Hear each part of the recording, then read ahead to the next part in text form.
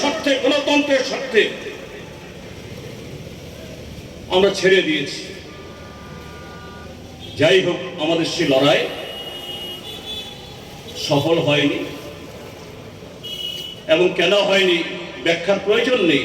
টিপরা মাথা যদি সেই জায়গাতে বিজেপির হয়ে সে গোপন খেলা না খেলতো, বিজেপির বুথ 39% নেমে গিয়েছিল, সবাই জানেন।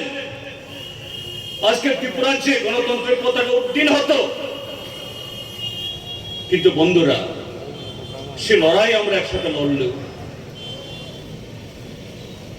পরবর্তীতে 1.5 বছর কাল এই সময়তে আরো দুটো নির্বাচন হয়েছে, লোকসভা নির্বাচন, পঞ্চায়েত নির্বাচন।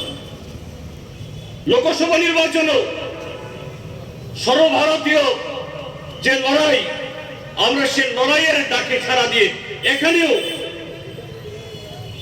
একটা সিট ভাগাভাগি করে আমরা দাঁড়িয়েছি পূর্ব পশ্চিমে।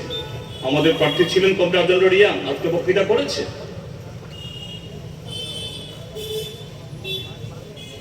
কিন্তু গণতন্ত্র রক্ষার জন্য, স্বৈরাচার বন্ধের জন্য, দুর্নীতি রোখার জন্য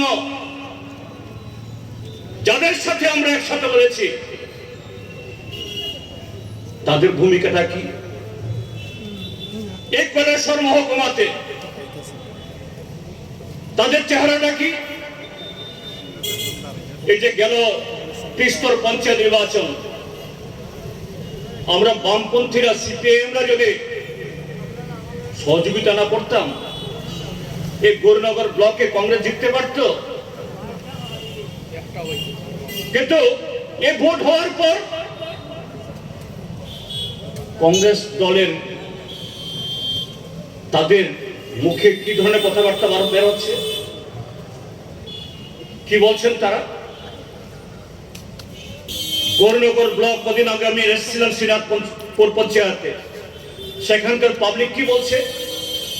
চণ্ডীপুর ব্লকের সাথে গৌরনগর ব্লকের পরিচালনার মধ্যে কোনো ফারাক নেই। ওইখানে বিজেপি, এখানে কংগ্রেস। ওইখানে বিজেপির মাতব্বরদের সব সেবা করে তারপরে কাজ করতে হয়, আর এখানে কংগ্রেস দলের মাতব্বরদের সেবা করে কাজ করতে হয়। ফারাকটা কি? নামটা শুধু পার্থক্য। আর এইটুকু ক্ষমতা পেয়ে যে সিপিআইএম লাল ঝান্ডা গণতন্ত্র পুনরুদ্ধারে এই কৈলাসহর বিধানসভা কেন্দ্রে গত 2023-এ কংগ্রেস দলের প্রার্থীকে রেকর্ড ভোটে জেতাবার জন্য যারা বামপন্থীরা বুক চিতিয়ে কাজ করলো, আজকে তাদের বক্তব্যটা কি? আমরা কথাটা বলছি এই কারণে এখানে যে না, সারা দেশে বিজেপির স্বৈরাচার সাম্প্রদায়িকতা, দেশের সংবিধানকে ভাঙার চেষ্টা, তার বিরুদ্ধে আমাদের লড়াইয়ে আমরা একসাথে আছি। কিন্তু ত্রিপুরাজ্যে যদি সেই দলের একটা অংশ যদি সাধারণ একটা ক্ষমতার জন্য তারা এই বৃহত্তর আজকে সারা দেশের আহ্বান, এ রাজ্যেরও যে রক্তক্ষরণ, এটা যদি বলে যায়, এটাও তো বকলমে ত্রিপুরা মাথা যেরকম বিজেপিকে সহযোগিতা করেছে, ঠিক সেরকমই আরেকভাবে